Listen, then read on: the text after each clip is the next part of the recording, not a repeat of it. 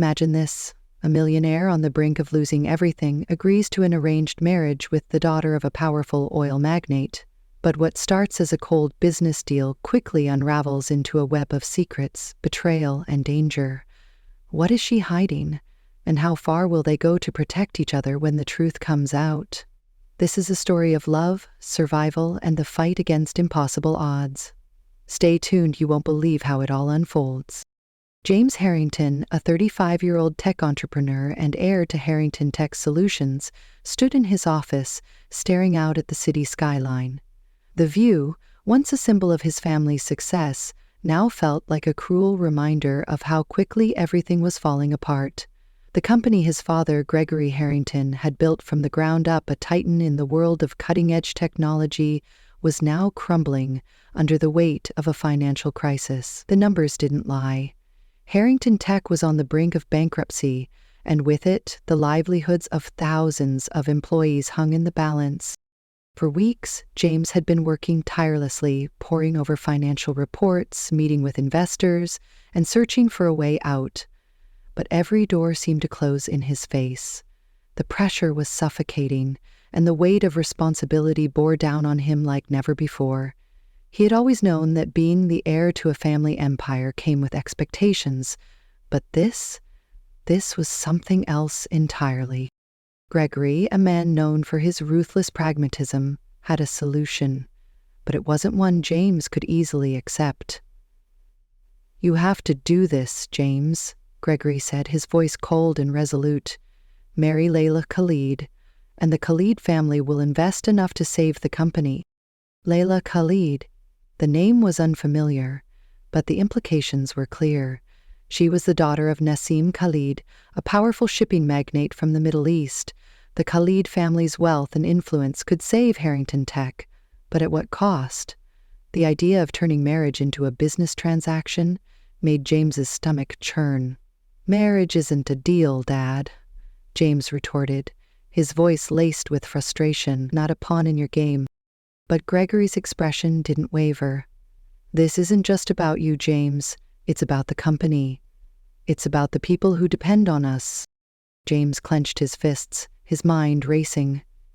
Could he really let his father's legacy and the livelihoods of so many collapse? The question lingered, haunting him. Would you sacrifice your personal freedom to save an entire legacy? James couldn't shake the unease that had settled in his chest since his father's ultimatum. The Harrington name had always been synonymous with innovation and success, but now it was teetering on the edge of ruin. Gregory Harrington, once a visionary in the tech world, had grown desperate. Years of risky investments, coupled with a sudden market downturn, had left the company vulnerable. For Gregory, the solution was clear: a strategic alliance with the Khalid family, sealed through marriage. The Khalids were no strangers to power. Nassim Khalid, the patriarch, controlled one of the largest shipping empires in the world. His influence stretched across continents, and his wealth was the kind that could make or break industries. Layla Khalid, his eldest daughter, was known for her grace and intelligence, but little else. She rarely appeared in public, and when she did, her reserved demeanor left much to the imagination. To James, she was a complete stranger, a name on a contract, a face he had yet to see. The first meeting between the two families was held at a grand estate owned by the Khalids. The estate was a masterpiece of architecture, blending modern luxury with traditional Middle Eastern design. Crystal chandeliers hung from vaulted ceilings, intricate patterns adorned the walls, and the scent of exotic spices lingered in the air. James felt out of place in the opulence, his discomfort growing with every passing moment. When Layla entered the room, all eyes turned to her. She was stunning, dressed in a flowing gown that blended modern elegance with traditional design. Her dark hair was pulled back, revealing sharp cheekbones and a quiet confidence in her posture. But it wasn't her beauty that struck James.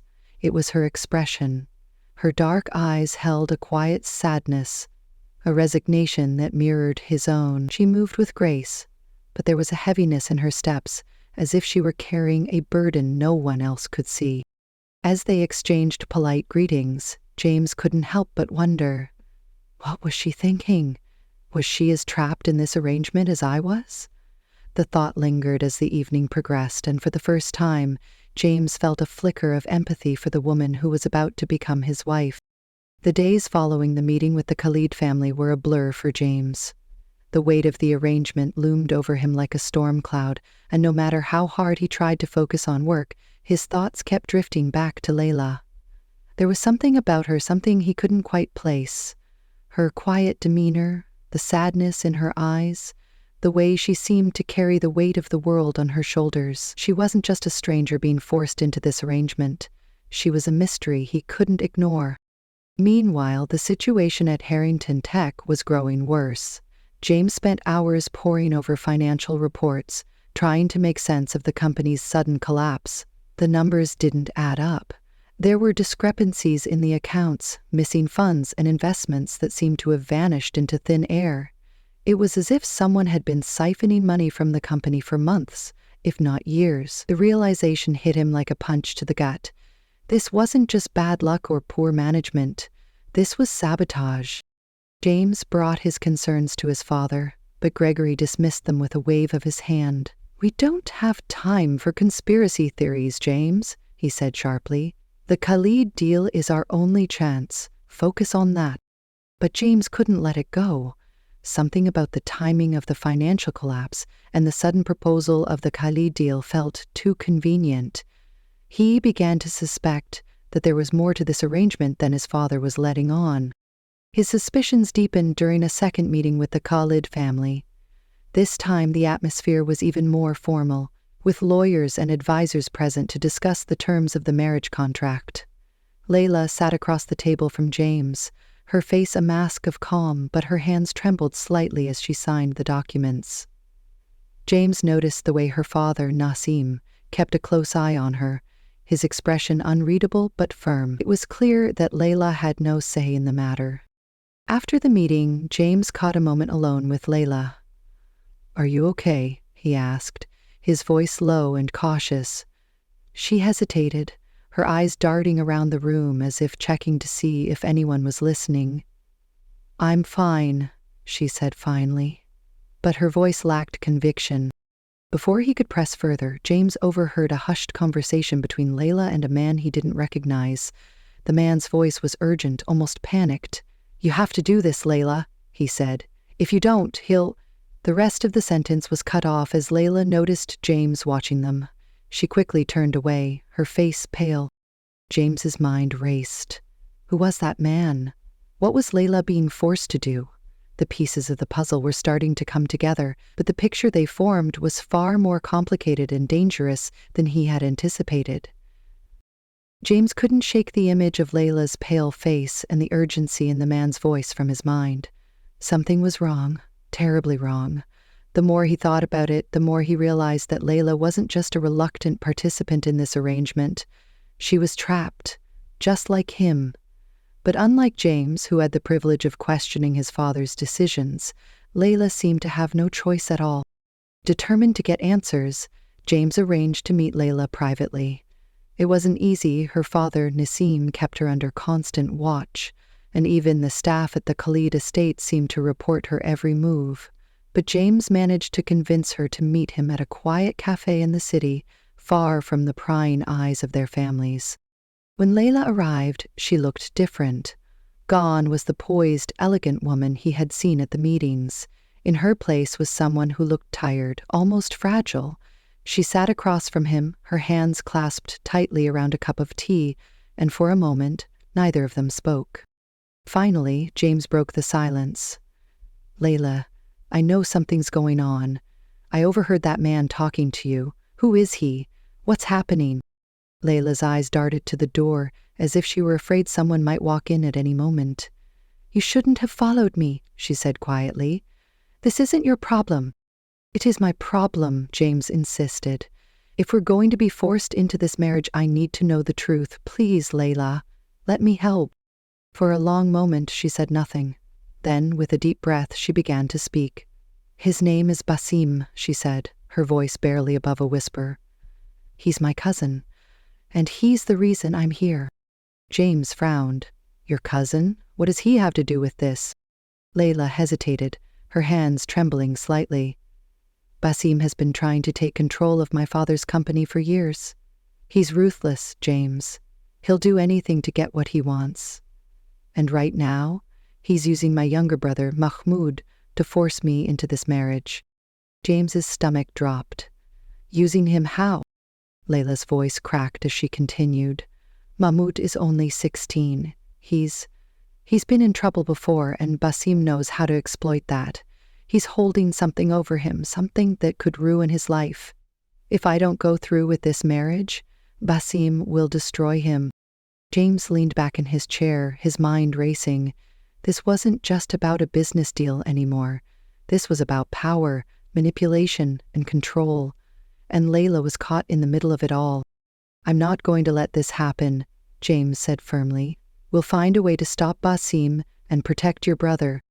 Layla looked at him, her eyes filled with a mix of hope and fear. You don't understand, James. Basim isn't just dangerous, he's untouchable. If we go against him, he'll come after both of us. James met her gaze, his resolve hardening. Then we'll have to be smarter than him. But I promise you, Layla, we're not going to let him win. James left the cafe with a newfound sense of purpose. For the first time, the marriage arrangement wasn't just about saving Harrington Tech. It was about saving Layla and her brother from the clutches of a man who thrived on manipulation and fear. But as the stakes grew higher, so did the risks. James knew he couldn't do this alone. He reached out to Arya Green, a trusted financial advisor and longtime friend. Arya was sharp, resourceful, and one of the few people James could rely on. When he explained the situation, she didn't hesitate. If Basim is using your company and Layla's family as leverage, there has to be a paper trail, she said. People like him always leave something behind. We just have to find it. Together, they began digging into Basim's dealings. Arya uncovered suspicious financial activity tied to both the Khalid shipping empire and Harrington Tech offshore accounts, shell companies, and large sums of money that seemed to vanish without explanation. It was clear that Basim had been orchestrating this crisis for months, if not years, to force both families into a position where he could seize control. But as James and Arya worked to piece together the evidence, James decided to confront his father. Gregory had always been a shrewd businessman, but James couldn't shake the feeling that his father knew more about the situation than he was letting on. When James presented the evidence to him, Gregory's reaction was not what he expected. You don't understand how the world works, James, Gregory said, his voice cold and dismissive. Sometimes you have to make sacrifices to protect what matters. Basim's investment is the only thing keeping this company afloat. If you go against him, you'll destroy everything. James stared at his father in disbelief. You knew? He asked, his voice shaking with anger. You knew what he was doing, and you still went along with it? Gregory's expression hardened. I did what I had to do. You think this is about you? This is about the company, about survival. The betrayal hit James like a blow to the chest. The man he had looked up to his entire life, the man who had taught him everything he knew about business, had willingly aligned himself with a man like Basim. For the first time, James realized that his father's loyalty wasn't to him or the family. It was to the company, no matter the cost. As James walked out of his father's office, his resolve only grew stronger. He wasn't just fighting for Layla and Mahmoud anymore. He was fighting to expose the truth, even if it meant going against his own blood. James knew time was running out. Basim's grip on both families was tightening, and the longer they waited, the more dangerous the situation became. With Arya's help, James devised a plan, not just to expose Basim's corruption, but to rescue Mahmoud, Layla's younger brother, who was being used as leverage. The stakes had never been higher. If they failed, it wouldn't just mean the collapse of Harrington Tech or the Khalid Empire, it could cost lives. Arya had uncovered a critical lead. Basim was keeping Mahmoud at a private estate on the outskirts of the city, a heavily guarded property that served as both a safe house and a base of operations for his illegal dealings. It's not just about rescuing Mahmoud, Arya explained. We need to gather evidence while we're there, something concrete to bring Basim down. Otherwise, he'll just find another way to manipulate everyone. James and Layla worked together to finalize the plan. For the first time, James saw a different side of her. Gone was the quiet, reserved woman he had met at the Khalid estate. In her place was someone determined, resourceful, and fiercely protective of her brother. "I'm coming with you," Layla said firmly when James suggested she stay behind. "This is my fight too." The night of the mission, tension hung in the air like a storm about to break. James, Layla, and Arya arrived at the estate under the cover of darkness. Arya stayed in the car, monitoring security systems and guiding them through the property via an earpiece.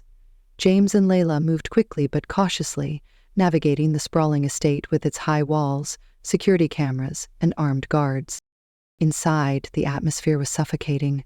The estate was lavish but cold, a stark contrast to the warmth of the Khalid family's home. As they crept through the hallways, James couldn't help but notice Layla's composure. Despite the danger, she moved with quiet determination, her focus unwavering. They found Mahmoud in a locked room on the second floor. The boy, barely 16, looked pale and frightened, but his face lit up when he saw Layla. "I knew you'd come," he whispered, his voice trembling. Layla hugged him tightly, her relief palpable. But their reunion was short-lived. The sound of footsteps echoed down the hallway, and James realized they had been discovered. "Oh!" James hissed, pushing Layla and Mahmoud toward the exit. The next few moments were a blur of chaos. Guards shouted, alarms blared, and James found himself in a desperate struggle to hold off their pursuers. Layla refused to leave his side, grabbing a heavy vase and using it to knock out one of the guards. Together they fought their way out, adrenaline and fear driving them forward. When they finally reached the car, Arya was waiting, the engine running. "Get in," she shouted, and they sped off into the night, hearts pounding. They had done it. They had rescued Mahmoud. But as they drove away, James knew the fight was far from over. Basim wouldn't let this go unanswered, and the evidence they had gathered would only be the beginning of a much larger battle.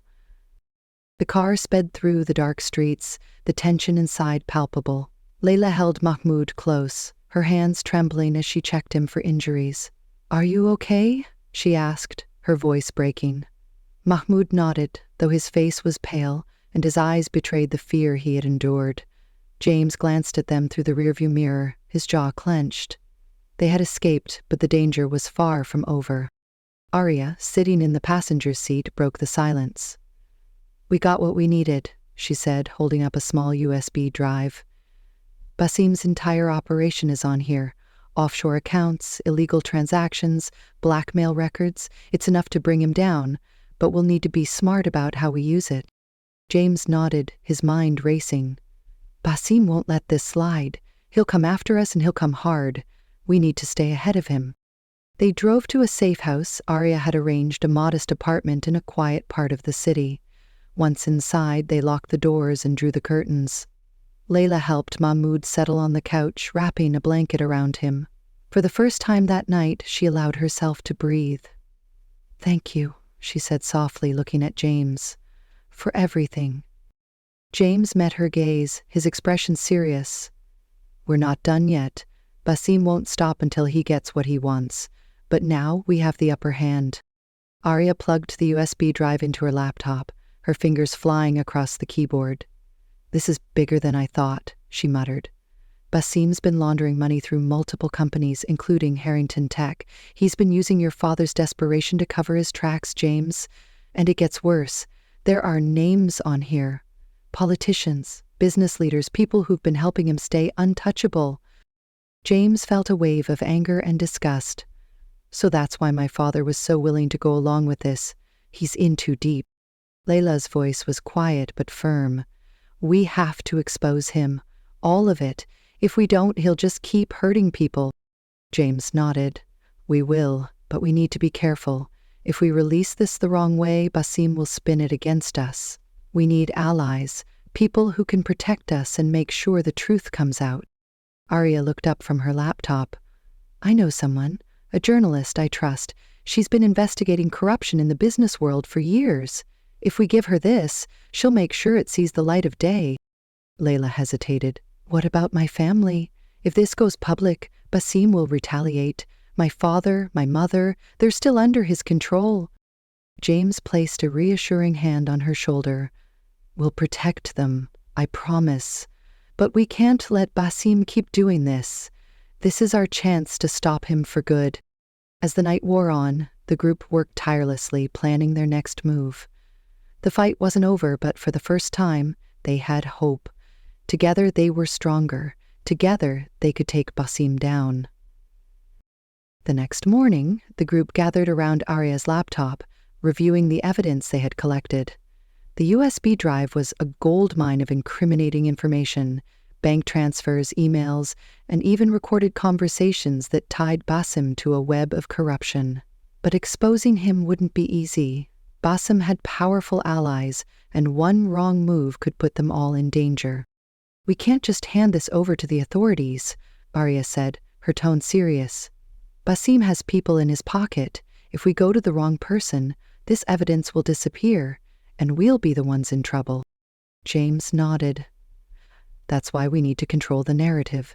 If we release this publicly all at once, Basim won't have time to cover his tracks. But we need to make sure it's airtight, no loopholes, no way for him to spin it.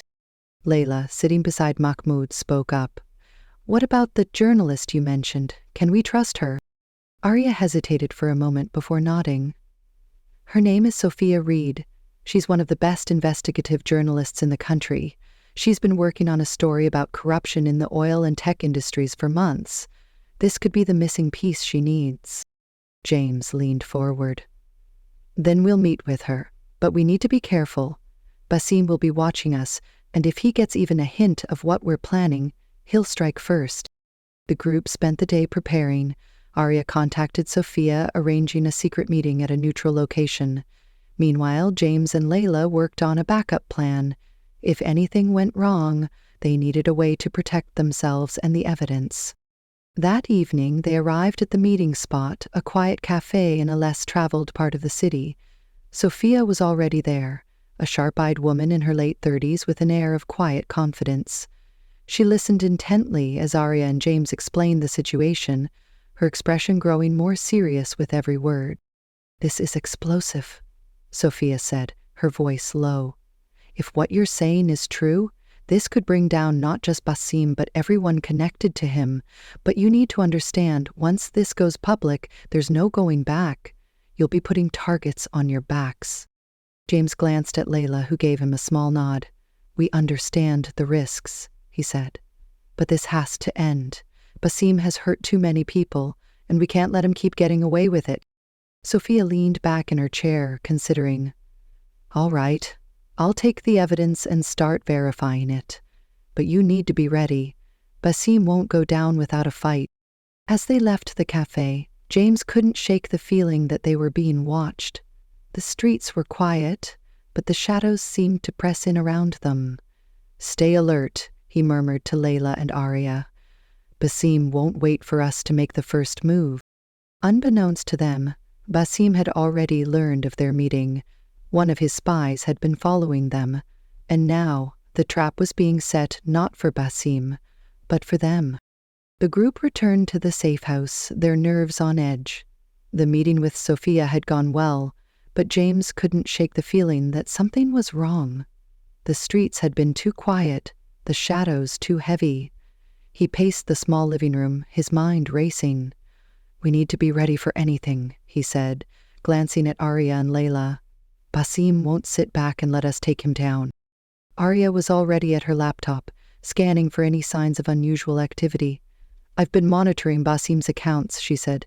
He's moving money, large sums, fast. It's like he knows something's coming. Layla sat beside Mahmoud, her hand resting protectively on his shoulder. What if he knows about Sophia? She asked, her voice trembling slightly.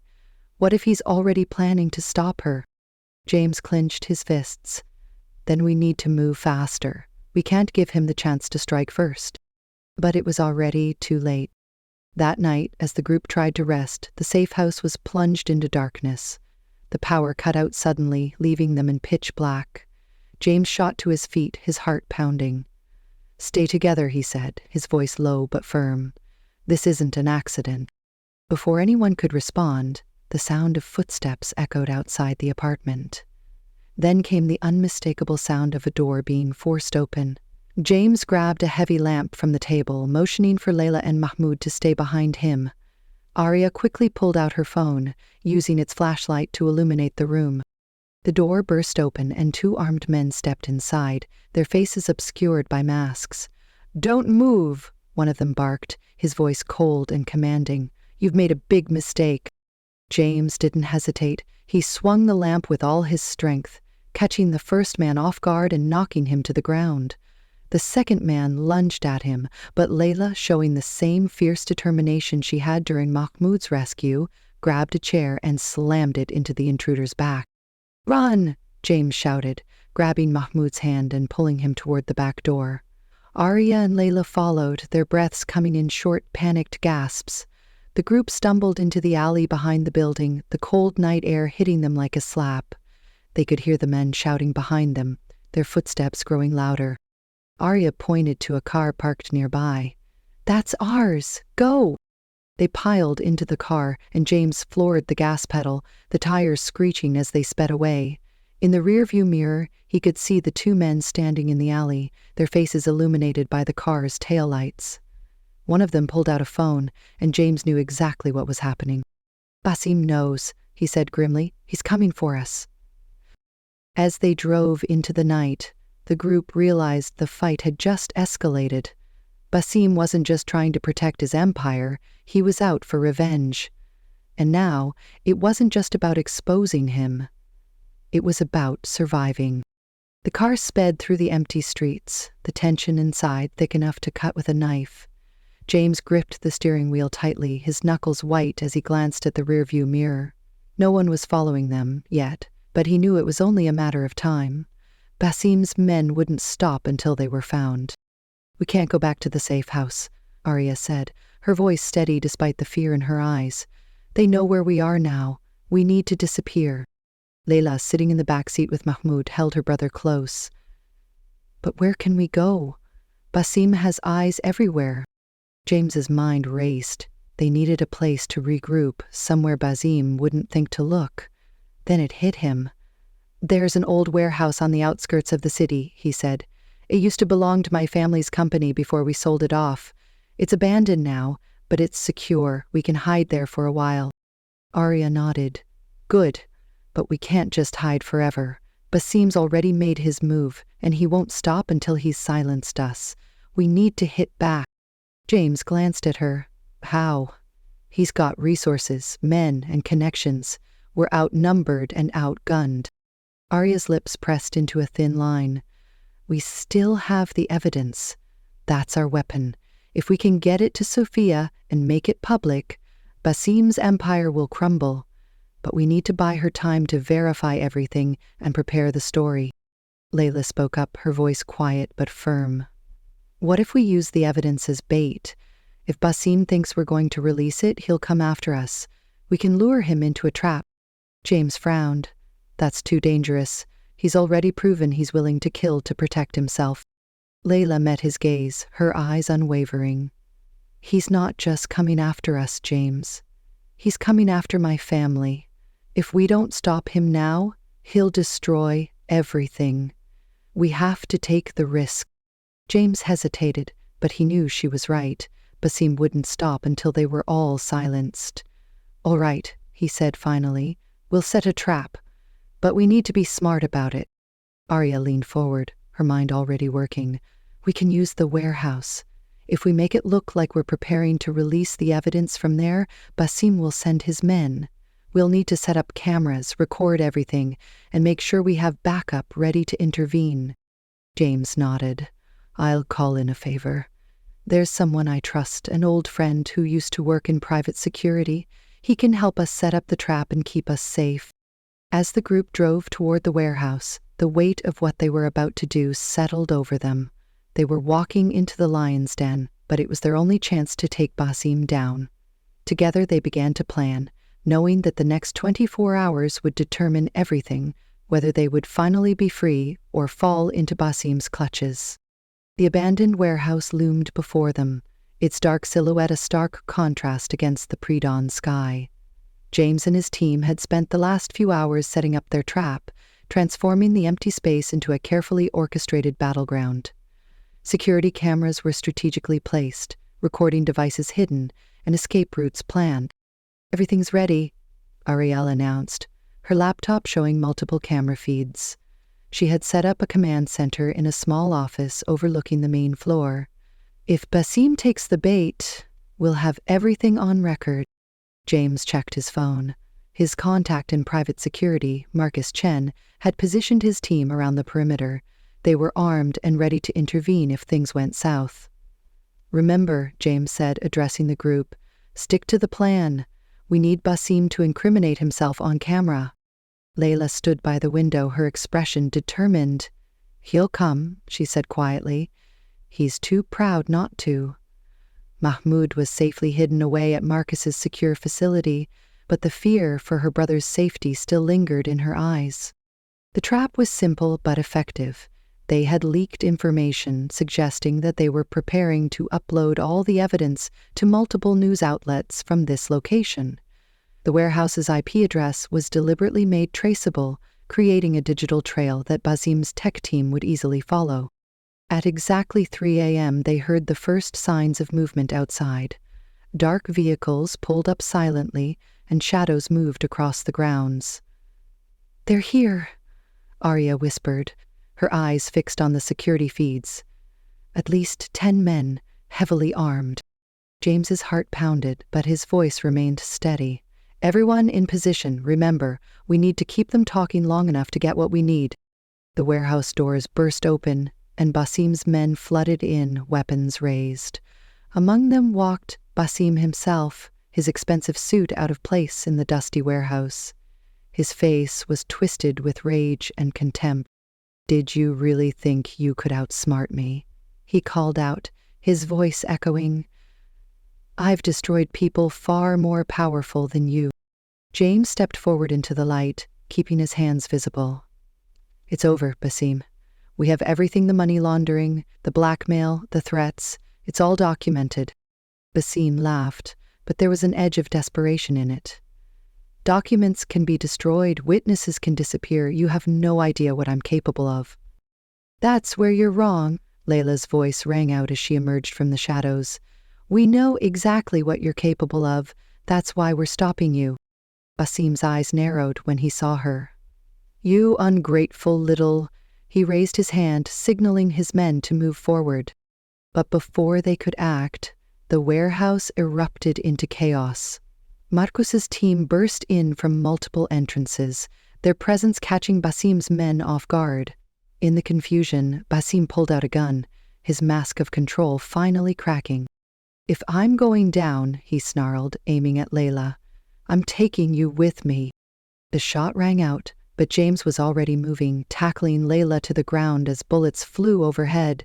The trap had worked, but now they were in the middle of a war zone, and the real fight was just beginning. The warehouse erupted into chaos.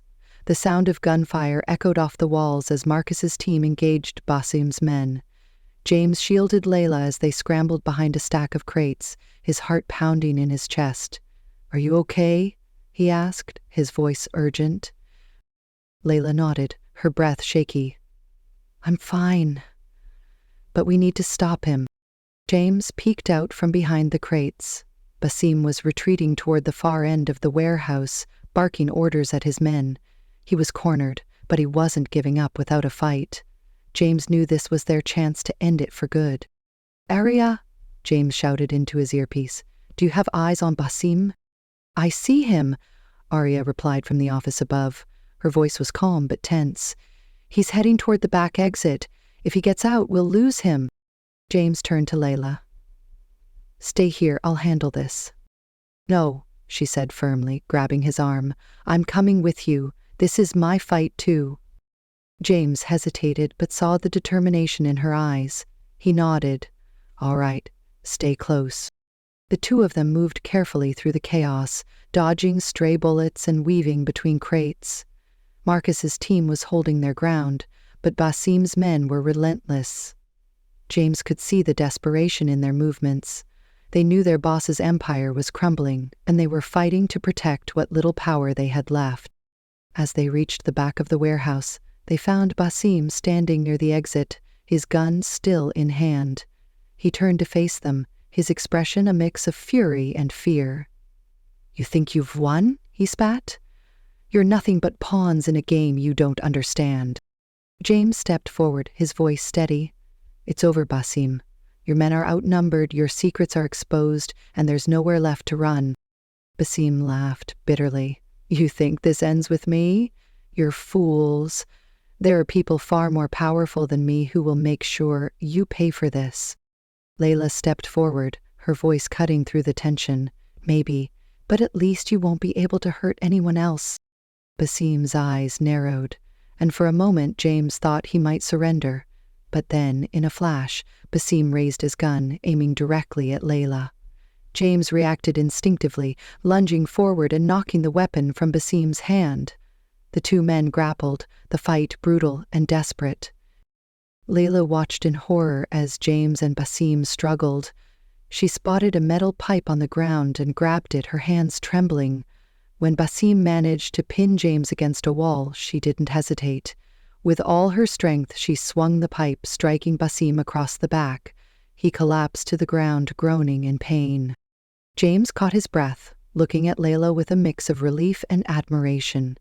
"Nice swing," he said, his voice breathless. Before Basim could recover, Marcus and his team arrived, guns trained on him. "It's over," Marcus said, cuffing Basim's hands behind his back. "You're done." As Basim was dragged away, James and Layla stood together, the weight of the moment sinking in. They had won, but the cost of their victory was yet to be seen. The morning after the confrontation, the warehouse was eerily quiet. Basim had been taken into custody by Marcus's team, and the evidence Arie had collected was already in Sophia's hands. The group gathered in a small cafe, exhausted but resolute as they waited for the journalist's next move. Sophia arrived, her expression a mix of determination and urgency. She placed her laptop on the table and opened it, showing them the article she had been working on. "It's all here," she said. "The money laundering, the blackmail, the threats. I've verified everything. Once this goes live, Basim's empire will collapse." James leaned forward, scanning the article. It was thorough, damning, and impossible to refute. "This will destroy him," he said quietly. "But what about the people he's been working with? The ones he said were more powerful than him?" Sophia nodded grimly. "That's the next step. This article will expose Basim, but it will also shine a light on the network of corruption he's been a part of. It's going to take time, but this is the first domino." Layla, sitting beside James, spoke up. "And my family? What happens to them?" Sophia gave her a reassuring look. "I've already included a section about how Basim used your family as leverage. This will clear your father's name and show the world what you've been through. But you need to be prepared, this is going to be public. Everyone will know." Layla nodded, her expression resolute. "As long as it means he can't hurt anyone else, it's worth it." Sophia closed her laptop. "I'll publish this tonight. Once it's out, there's no turning back." That evening, the article went live. Within hours, it was everywhere. News outlets, social media, and even international headlines.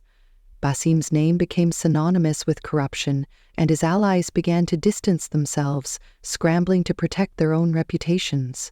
The evidence was undeniable, and the public outcry was immediate. For James, it was a bittersweet victory. Carter Enterprises was cleared of any wrongdoing, and his father's involvement with Basim was revealed as a desperate attempt to save the company. But the damage to their reputation would take time to repair. For Layla, it was a moment of liberation. Her family was finally free from Basim's control, and her father's honor was restored. But the scars of what they had endured would take time to heal. As the dust began to settle, James and Layla found themselves standing on the balcony of his apartment, looking out over the city. "We did it," Layla said softly. "It's over." James nodded, but his gaze was distant. for now. But Basim was right about one thing. There are bigger players out there. This isn't the end. Layla placed a hand on his arm, grounding him. Then we'll face them together. Months later, life had begun to return to normal, or as normal as it could be after everything they had been through. Carter Enterprises was slowly rebuilding its reputation thanks to James's leadership and transparency. The company had cut ties with all questionable partners, and James had implemented strict ethical guidelines to ensure nothing like this would happen again. Layla had returned to her family, helping them rebuild their lives after Basim's downfall. Her father, once a proud but broken man, was regaining his confidence, and Mahmoud was finally able to live without fear. Layla herself had grown stronger, more independent, and more determined to make a difference. One evening, James invited Layla to the Carter family estate. The once cold mansion now felt warmer, more welcoming, as if it reflected the changes in James himself. They walked through the garden, the air filled with the scent of blooming flowers. "I wanted to thank you," James said, breaking the silence, "for everything. I couldn't have done this without you." Layla smiled. "You didn't have to thank me. We did this together." James hesitated, then turned to face her. "I've been thinking a lot about what's next. For the company, for my family, for us." Layla's heart skipped a beat. "And what have you decided?" James took her hand, his expression serious but hopeful. "I want to build something better, not just for the company, but for the people we care about. I want to make sure no one else has to go through what we did, and I want you to be a part of it." Layla looked at him, her eyes shining.